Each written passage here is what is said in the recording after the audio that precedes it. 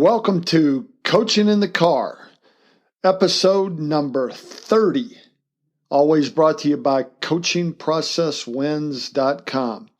30 seems like a milestone. I cannot believe it as I talk that we're just about to finish our 30th episode. And of all 30, and we've had Wade Phillips, we've had Grant Teaff, we've had Steve Szabo, who was on Bill Belichick's staff during one of the Super Bowls. We've had some good guests and a lot of me talking. And this one, with our guest today on episode 30, may be my favorite because Coach Peter Voss, our guest, tells some incredible things that I learned, and I think coaches can learn from just his simple story of a life in football, starting all the way back in 1974. So almost 43 plus years of being involved in football. And even though he's retired from the day-to-day duties of being a regular football coach, he's still heavily involved in the game, and you'll learn about that. But one thing that I really took away, and I don't want to steal all his thunder, but, you know, he went from literally being a janitor at the school that he wanted to coach at to being the coach. So by day, he's the janitor. He probably was a lot more correct and called himself a custodian. I said, hold on, Coach. You were a janitor. You clocked out, then you went and coached football there at the college. And the crazy thing is, that was in 1974. He became the head coach there at that college in 1986. And I said, from the janitorial staff to the head coach in the same place, amazing. He went on to places, the iconic Notre Dame. He went overseas when the NFL had NFL Europe. He went to great places like Duke, and just has been a lot of places with a lot of great experiences. And he also tells us what he's doing now to stay involved with football with some all-time, and I mean that without any stretch, some all-time great coaches that he's heading up with an organization he's going to talk about. But I want to introduce Coach Peter Voss. I think I've told you a little bit about him, and he's going to tell a lot more, and it's a fascinating story. You know, one thing, and I appreciate you listening, we're really getting a lot of volume in terms of folks listening to us, and I get these statistics, and it shows that people are really paying attention to the message that we're sending out in Coaching in the Car podcast. And man, you don't know how much that just keeps me inspired. And I'm so proud of how Coach Voss shared with us, and wants to help coaches and wants to keep growing this game. And I started about a month ago. This is only episode 30, and I started with nobody listening. I thought maybe if me and maybe one of my relatives listened, it'd be okay. And it's become so much more than that. But we've started small. We've started, this is me driving around in my car, man. And something that I'm a little bit embarrassed of, and I've always tried to be transparent with you, you're going to be able to pick up Coach Voss perfectly. And I'm embarrassed. In fact, I'm mad at myself, like a coach is sometimes mad at himself because he didn't call the right play or didn't feel like he prepared his team. But something in the system glitched up on my end. You can hear me fine. You can hear Coach Voss fine, but there's like a little something in the background. And it really irritated me. But Coach Voss did such a great job, you can't duplicate that. So I'm going to do the best we can to get this thing out, and hope you enjoy it. And again, get the message because it's incredible. And as we grow this thing, shoot, I may have to get out of the car.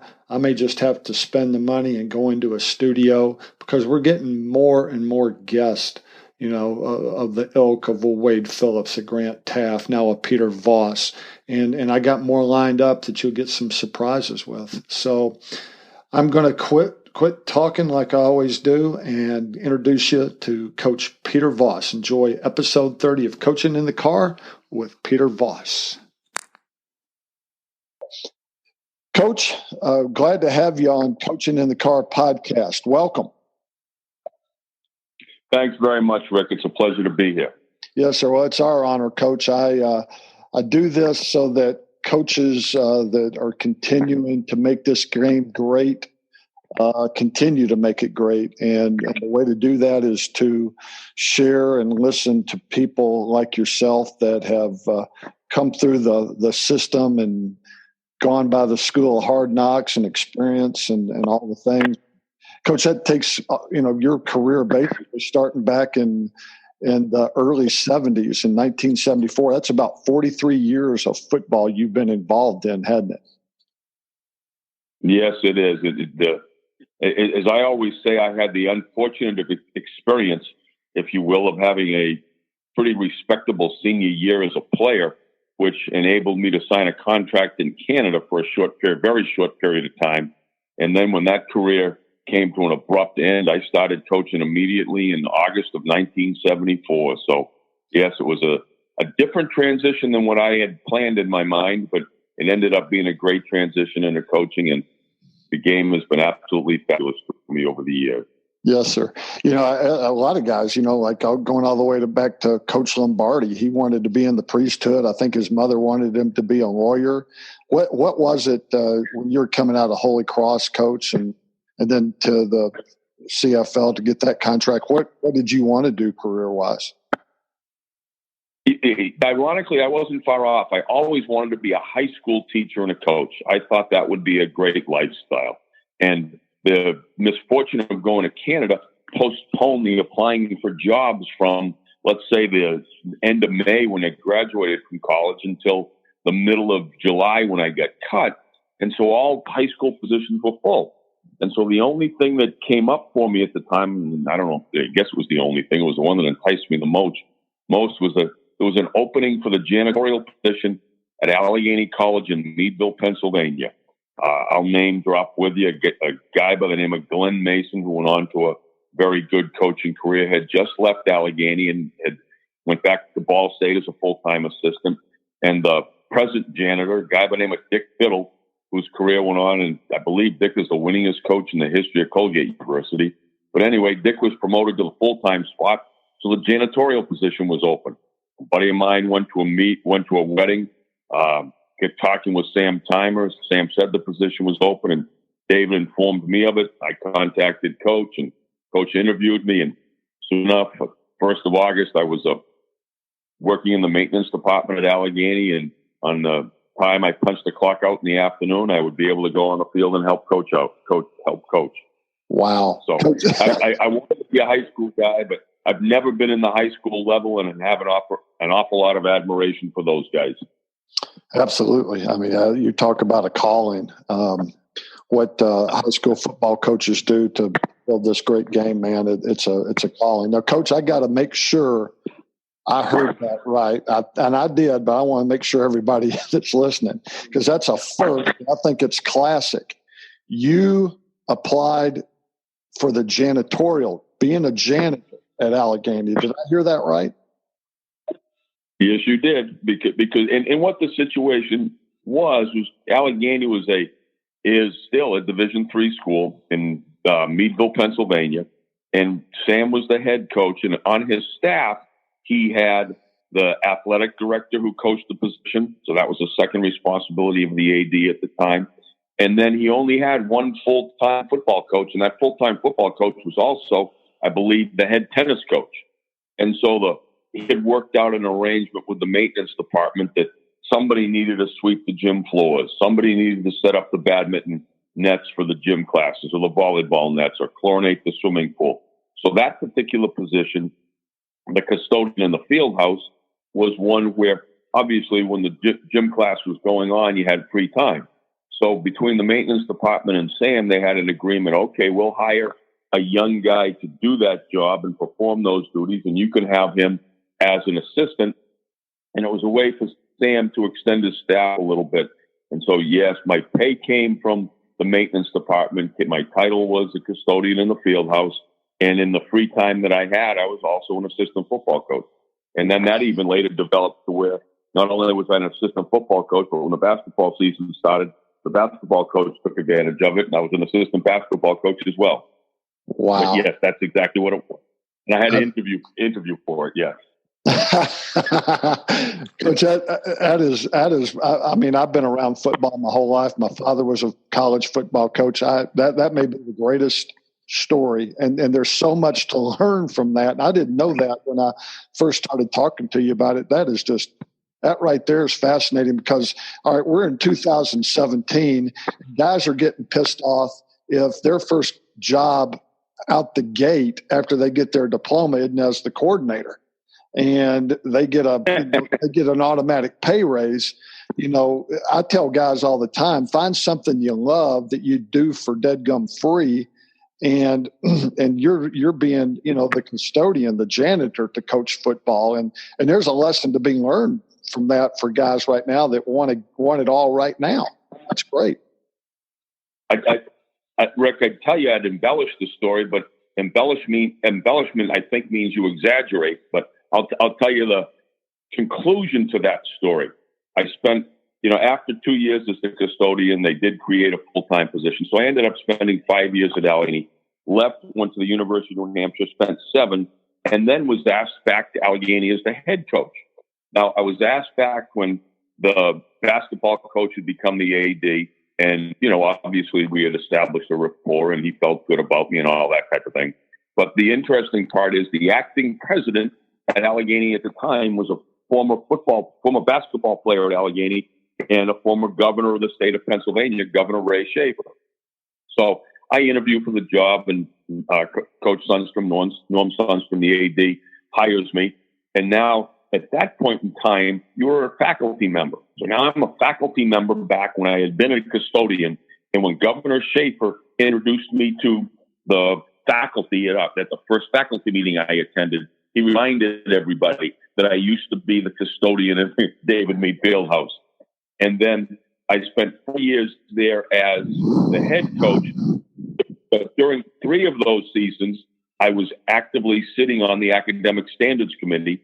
The last year when I departed Allegheny, I was actually the chairman of the Academic Standards Committee and was overseeing whether or not a young man or a young woman would flunk out or continue their education at Allegheny. So it was a fabulous experience from a football perspective, a basketball perspective, and just a growing perspective of what intercollegiate athletics and academics are all about.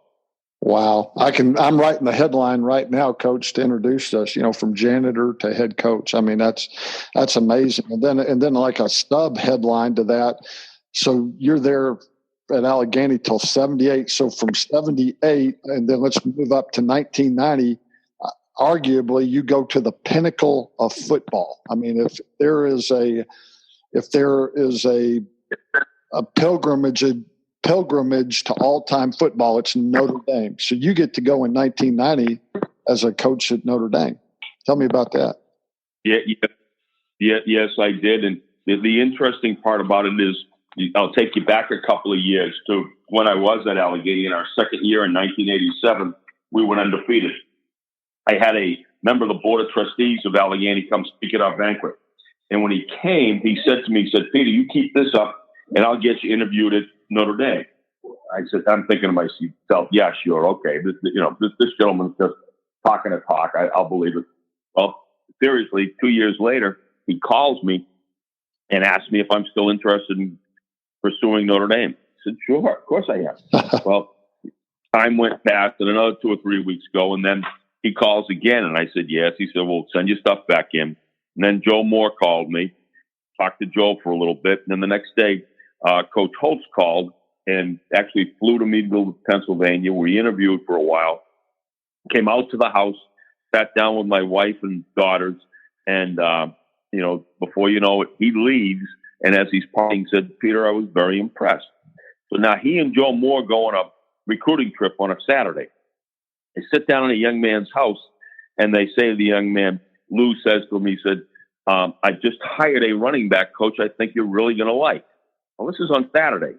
Lou didn't call me till Monday night and offer me the job. But on Saturday, he sat in Jerome Bettis' living room and said, I just hired a running back coach you're going to like. So I feel very intimately connected to Jerome. He knew I was going to Notre Dame before I did. But yes, that first year there, we had a stable of running backs because I was the running back coach that would make anybody jealous and envious. We had Tony Brooks. Reggie Brooks at the time was playing in the secondary, had Ricky Waters, had Rocket Ishmael, had Jerome Bettis as a freshman. I had Jeff Burris as a freshman who wanted to play a number of years in the secondary in the National Football League. Willie Clark was a freshman who did the same thing, went on to the NFL. But we also had a guy by the name of Dorsey Levens. Dorsey was pretty darn good. And the other gentleman that, God rest his soul, is no longer with us, but was a great player, was Rodney Culver. And anyway, I'll stick to Dorsey. Dorsey, at the end of spring practice, was our number one tailback.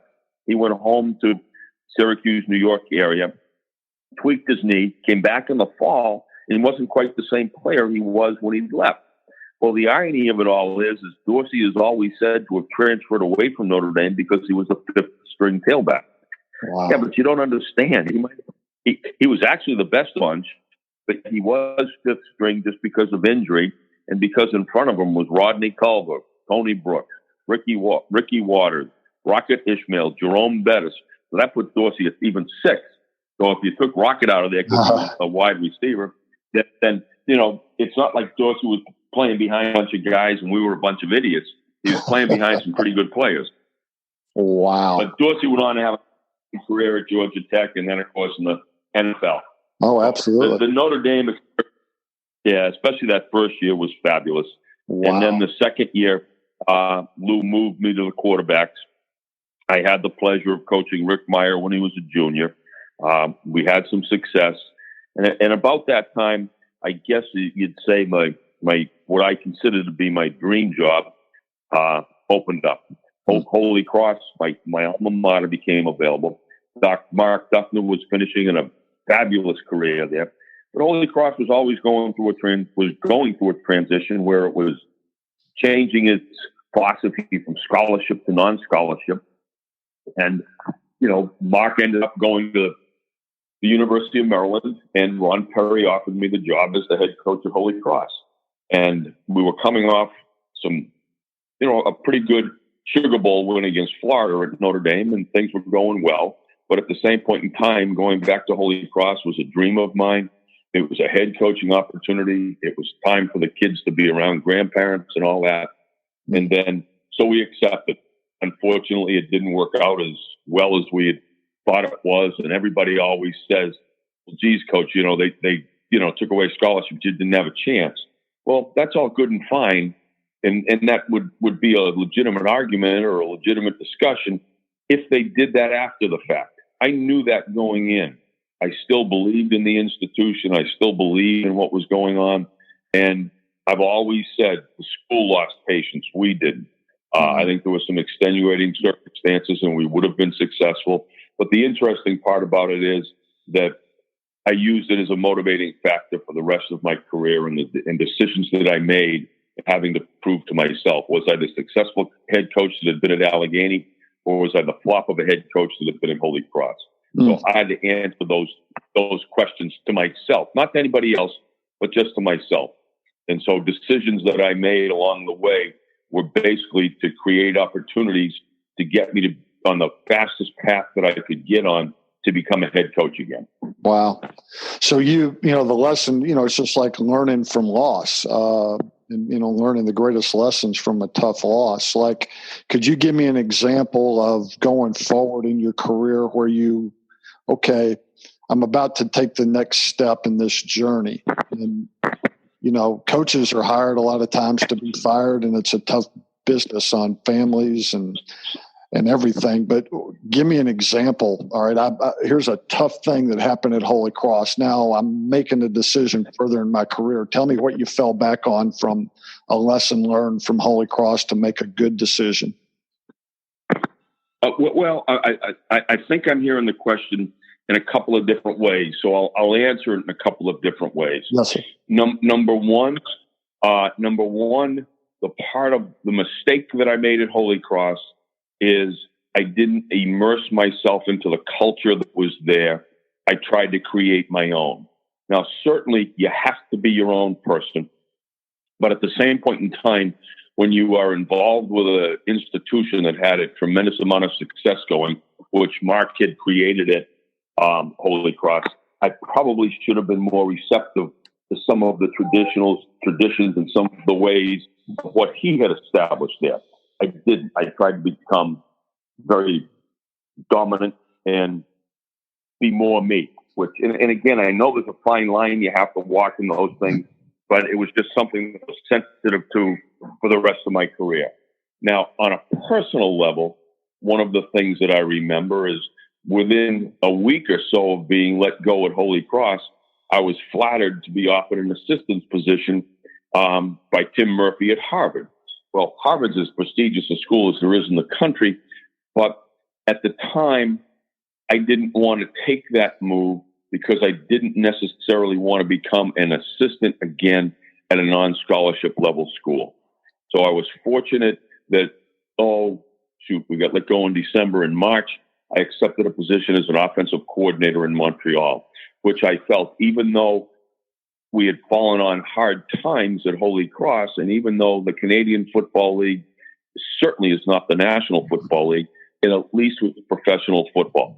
So we made the decision to go there.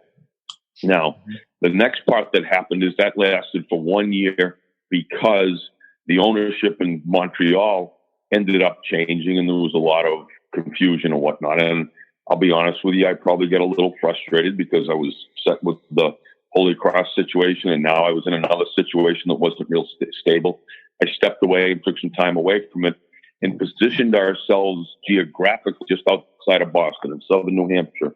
So if I had to make the transition from football to another career, I could at least commute to Boston and it would give me a broader field to look at.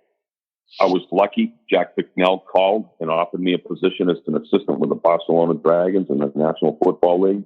He called me in June. I said, "No, Jack, I can't do that. I just got back from Montreal. I can't take my family to another country. I can't do it." He explained some things to me. I became a little bit more comfortable with it as I investigated it. And the good part about Jack is he didn't need the decision until December. So we sat and we waited patiently and then probably lost a little patience. And I ended up accepting the job to probably the middle of December in 1997. And then our first season in Barcelona was in 98. Obviously, we didn't have to move there. We were in New Hampshire. We stayed in New Hampshire as a family, and it ended up being fabulous. Now, the interesting part of it is after the 1999 season, I'd been in NFL Europe for 2 years. I was offered an assistant's position by Rick Minter at the University of Cincinnati. I declined because I felt as though my path to becoming a head coach again was faster for me to get to and maybe easier for me to get to in NFL Europe than it would have been going to Cincinnati. And again, as I'd mentioned before, that was the motivation for me. I needed to prove to myself, could I be a head coach? Now, we went on and shortly after the time that I said no to Rick, I ended up becoming the head coach of the Berlin Thunder.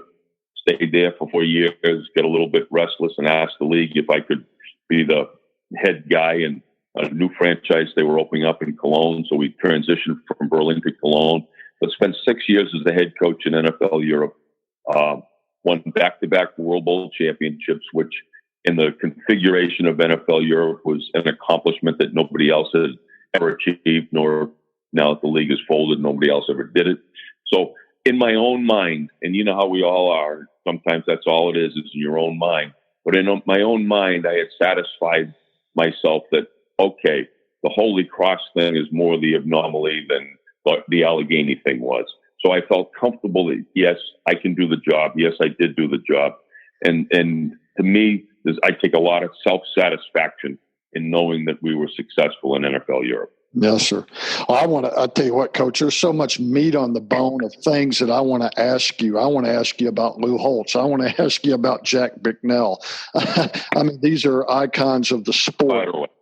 Well, we don't have 6 hours, and Coach, I could listen to this for another 6 hours. I mean, I'm just, I'm fascinated by the history of some of the men and some of the places that you've been a part of. I sort of want to land on Europe and some of the experiences there, but you were about to say something? No. I'm basically taking a break so you can lead me in a different direction. You take me wherever you want me to go. I'm happy to address any question. Yes, sir. Well, again, I just, my why and what I do now is just to carry on this great game. And I think to have a touchstone of our past and some of the great things that men like you have accomplished through the game and being around the people and the things that you've learned are the touchstone to move the game forward. But in moving the game forward, you're in Europe between Barcelona, Berlin, and Cologne. And obviously American football started taking root in Europe. And even though it's not widespread in Europe like it is here in the United States, not even close, I've taken 2 trips abroad and watched some German teams work out, and I was amazed at the and I'm talking about full of German playing football. I'm amazed at their dedication to the sport. Tell me, I know since you've left NFL Europe, you've still been involved in some European football in terms of clinics and just experiences there. Could you tell us what's going on in Europe and the future of football in Europe? Well, as I look at the game across the world, because one of the beauties of NFL Europe is that you played with National Football League players, but you also were required to have what we refer to as international players on your team. So as well as going to Europe for tryout camps, I've also spent time in Mexico and become aware of their system. I've also spent time in Japan and seen their system. And on top of all those things, you then talk to people and come in contact. I know a guy by the name of Schwan Fatah is the head coach in Austria of a professional football team. And Schwan does a fabulous job. I'm aware that the game is growing in Brazil. I believe that there is a professional football league in India. I think the National Football League is making an attempt to play games in China. So when you take a look at our game, it is growing immensely. But one of the things that I always used to say when people would ask the question, what's going to happen and how fast will the game grow? I always counted with this. Think back to when you were a little kid, to when you were 2, and who was your first coach? And they kind of give you a quizzical look, but in reality, your first coach was your father. Your first coach was that person that was in your life that was an adult. Because what did they do? They threw a ball at you. You played catch. Now, you get to the point where you were 2 or 3 and you take a baseball bat. Remember those big, fat, thick red bats? Oh, and yeah. The adult as the pitcher would try to hit the bat to give the little kid some success. But my point being that in Europe, they don't play catch. They kick the ball back and forth. Their first love is soccer. And so until it gets to the point where those parents have played the game and those dads have played the game, and then as they get children of their own, they start to play catch, that's when the game will really take off, when they can develop those kinds of skills, because they have a lot of skills, they have a lot of talent. It's just not developed to the same level. And I'm just talking about the grassroots of the game. I mean, we can discuss what my personal feelings on NFL Europe, but as I follow the internet and the game becomes worldwide, and I'm even sure, Rick, with your Coaching from the Car podcast, that there are people in other countries that will listen to it and find the information here to be invaluable. And there are so many resources. I get guys reaching out to me on Facebook or LinkedIn or Twitter or any of those things in a variety of ways that are not just here in America, but they're in Finland, they're in Canada, they're wherever it might be. So the game is still growing from that perspective, especially from the international sense. Absolutely. I just you just asked me that the second most listened to country besides the United States to this podcast is Japan. Believe it or not, I get a kick out of that. I don't know why, but I guess it's. Well, and this is a guess on my part, but Japan has a college system very similar to ours, where they recruit kids, they have scholarships, they play a national championship game. Very similar. Their professional level is different because, like, I was a janitor that coached football. They are employees of Sony that they're paid to do something during the day, but yet they'll play football for the team. So I can see where game in Japan has been there for a long, long time. You go to Europe and Germany, the game is a club sport, as most of their sports are. And now it's not done through the school system. It's done through joining a club. And the game of football, equipment, et cetera, is an expensive game to play. Yes, sir. Do you see it? Do you see it just proliferating to where it'll never be like the United States? But just through the experiences and the people you've stayed in contact with, do you see? And there's American coaches going over there, and basically they've retired. And now they're over there full-time coaching 6 months out of the year. If we turned back the hands of time right now, Coach, 20 years in your life, and you had the opportunity, and I'm not talking about through NFL Europe, but let's say 20 years ago you retired, you're out of coaching, but you still have things to get back to the game. Do you think it's a good experience for a guy to go over there and coach those guys? I think it's a fabulous experience. And I'll name drop. There's a friend of mine, and when I say friend, we used to spend time together. I haven't talked with him for a while, but a guy by the name of Tom Pratt. Tom Pratt is a defensive line coach for the Arizona Cardinals.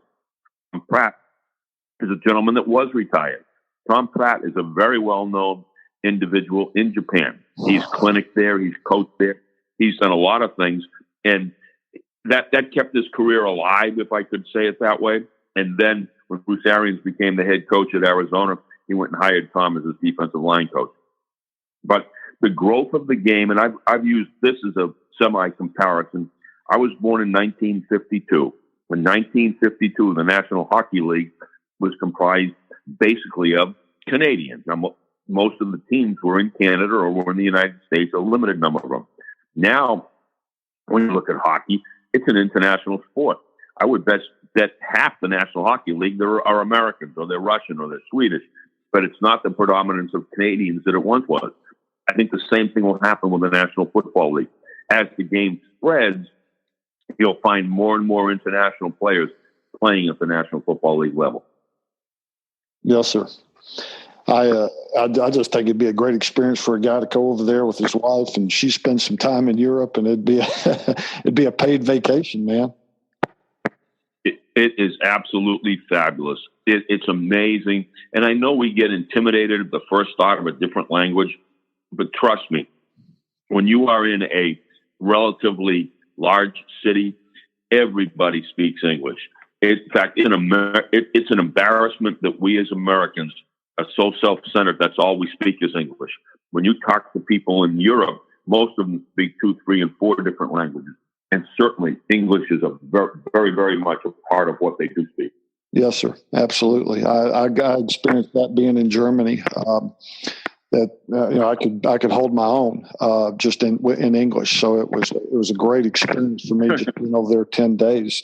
Now, absolutely. I want to fast forward to some other things, Coach, that are going on in your life currently. But just for the listeners, you got to go back to Notre Dame. I see another headline, Coach. First career job, janitor to Duke. I mean, could be one of the finest academic institutions in the world, Duke. So you got to go to Duke. You got to go to the U. And then finally there's South Florida. So it didn't end in Europe for you. No, it didn't. And I'll try to fast forward through this as much as I can for you too. The interesting part is it's 2:30 in the morning. I'm asleep in Cologne, Germany, and the phone rings. And when you're the head coach of 45 Americans and you're in a hotel and you get a call at 2:30 in the morning, your first thoughts are not the most positive ones in the world. So I answered the phone, and it was Charlie Weiss, and he ended up offering me an opportunity to go back to Notre Dame as a quarterback coach, which I, without hesitation, accepted, because a lot of the things that you just said, Rick, are absolutely true. There are a lot of great places in this country. There are a lot of great jobs that you can have. With all that said and done, Notre Dame is still special. And, you know, it could be my Jesuit background. It could be my first experience at Notre Dame. I don't know what it is, but I certainly have a very strong affection for that institution.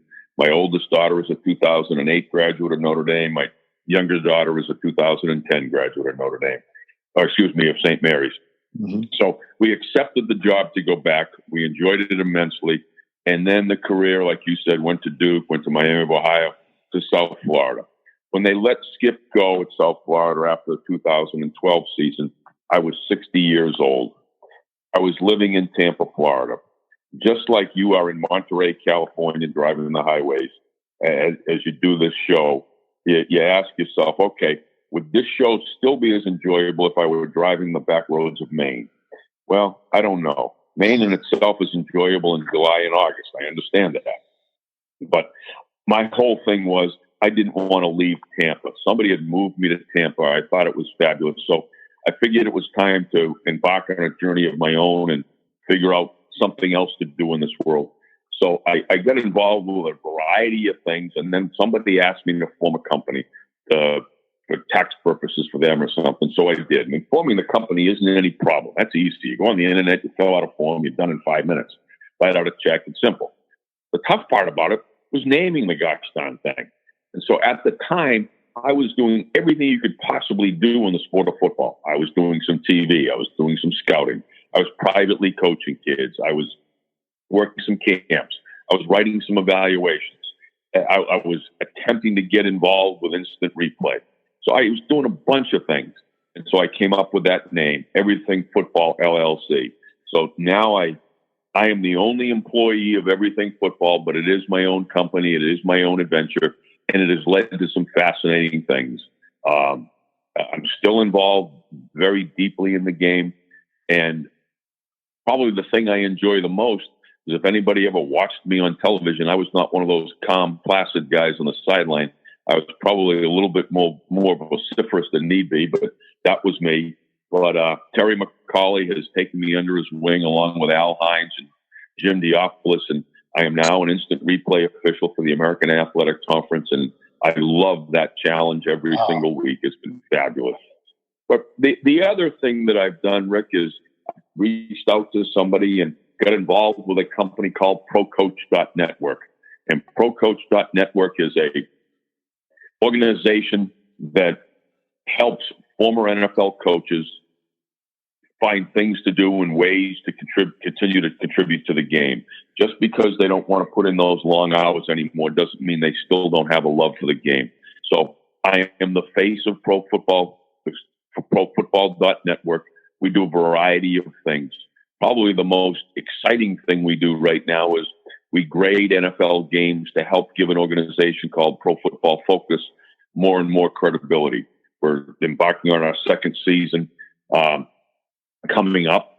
And so every Monday I grade NFL games, which is a tremendous pleasure to do because you get to stay on top of everything. The other thing Pro Coach Network is doing and trying to do and grow is it wants to coach young men via the internet through a series of drill tapes and Skype instruction and that type of thing. And not only young men, but also coaches. If coaches wanted to secure time on Skype with a particular coach on a particular subject, we could do that too. So there are a lot of exciting things that are happening. I would have loved to have stayed in television, but television, that career wasn't growing as rapidly as the instant replay thing did. I have a tremendous time privately coaching young quarterbacks in Vermont and New Hampshire and northern Massachusetts. I don't do it in Tampa, Florida, because I don't think it's fair to a young man to leave at Memorial Day weekend and be gone until October, which is what I do. I'm very fortunate. My wife and I will head to New Hampshire next week, and we'll stay up there till about the 1st of October. Wow. But the young guys in New Hampshire and Vermont, aren't 5-star players, but they love the game and they love to learn. And I think by being involved with them, it keeps me a little bit younger. Absolutely. Well, you're giving back. You're doing the same thing that somebody did for me. I didn't know the difference between a 3 technique and a cover 3. And an older defensive coordinator just took me under his wing and said, "Son, I'm going to help you." And he didn't have to do that. And forever I'm indebted. And so anytime I can pay forward, sounds like that's what you're doing, Coach. I could go back. I want to get you on another podcast, maybe in the fall, and we can. I would understand for security reasons we couldn't talk about different plays that you're seeing from the replay booth. But I think that would be a fascinating thing to learn what the system is of what you go through to be a replay official from the booth. That is that's something that's cutting edge. Well, please, I'd love to do that. Keep that in mind. I will. We can do that. I think people, not just coaches, but fans. What are you looking at? What are you seeing? The different things. I think I could spend another 2 hours on that. But I wanted to get back to everything football and ProCoach.network. Basically, are you coordinating these former NFL coaches? I heard you say to actually help coaches. Give me like a little real world example of what a Peter Voss or a Jim McNally. You've got a cavalcade, Coach, of stars in that group. I mean, I could spend another hour just listing them, but Howard Mudd, Steve Szabo, Peter Voss, Jim McNally, the list goes on. Tell me what some of these coaches can potentially do to help coaches from around the country to give back. Absolutely. And the first thing, since you said coaches, we'll keep it in the coaching vein. We have a thing on ProCoach.network. If you go on the website, you'll see it says coach to coach. And I equate it this way, that if I were a golfer, I might not want to buy a plane, but I want to buy time on that plane so I can call it up and say, hey, on Thursday, I need to fly from Tampa, Florida to Atlanta, Georgia, or I need to fly to Texas, or whatever the case may be. So I would use that plane and pay for that plane and dictate to that plane where I wanted to go based on my schedule. Well, the same thing it could be for a coach. You've got a high school coach, a small college coach who's got a young staff. It might behoove him to say, okay, I want to buy 5 hours of time with ProCoach.network. And then they say to me, Peter, I want one conversation to be about the secondary. I want another conversation to be about the kicking game. I want a third conversation to be about our offensive line and pass protection.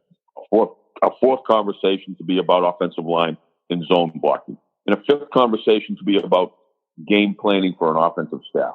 So then we would say, okay, 2 weeks from today, we're going to talk about wide receiver play, and let me line up a coach. I'd find somebody on our staff who was willing to do it. We'd line it up. We'd get the two together, and the wide receiver coach would talk about the specifics. You'd get on Skype. There'd be a clinic, a private clinic with intake on that subject that you would pick, just like it is for that golfer who says, I want to fly to Dallas this weekend. I want to fly to Minnesota that weekend. And that's how that particular thing works. And now you go to the player part of it. If you're a young guy that wants to improve your game, we have a series of drill tapes for offensive linemen, for kickers, and hopefully within a week for quarterbacks, where we would send you video on a monthly basis. You would perfect that video, the drills that we have on that video. You would video yourself, send it back. We'd critique it, and there'd be one coach involved with that. And then if it's something that we happen to be able to do, we'll do it. And I say it that way because we had a very interesting thing happen to us just a couple of months ago. We had a current NFL player subscribe to one of our programs, and he had a special program tailored for him where he's got 3 different coaches working with him. They're exchanging thoughts and ideas, and his whole goal is he wants to be an all-pro player. So our goal as ProCoach.network is to help him reach that by pointing out some things that maybe he's so close to a situation with his position coach they don't see. And so now here's a young man who, in his off season, his time when the NFL doesn't allow you to have contact with coaches, he's gone out and hired his own so he can improve his game. So we are able to help young players, young coaches, and they are helped by guys that you mentioned with a tremendous amount of experience that want to give back to the game and spend time with it. Absolutely. I mean, that would, that player utilizing his resources to improve himself and tapping into the brains of, I could imagine if I'm just using this as an example. I could imagine if he was an offensive line coach and what he's getting from McNally and Mudd and Larry Bechtel and some of the Hall of Fame line coaches that you've got in your stable. I'm just using that as an example. You can imagine those guys didn't reach the level that they attained without being great teachers, without having a passion for what they do. And just because you've mentioned him a couple of times, if you've ever been in the presence of Jim McNally, and I'm not speaking to you, Rick, but to your listeners, he is an impressive, personable, fabulous teacher. Talk about a guy who has a passion for the things that he does. Wow. Yeah. Oh, there's no doubt. He still's got it, and I looked up on a Bengals game. I think it was this year, and they panned past Marvin Lewis, and here's Coach McNally, standing right there. Looked like he was cold as heck, but he was there. He was there coaching ball, man. I thought that was neat. That long after he's retired, he's still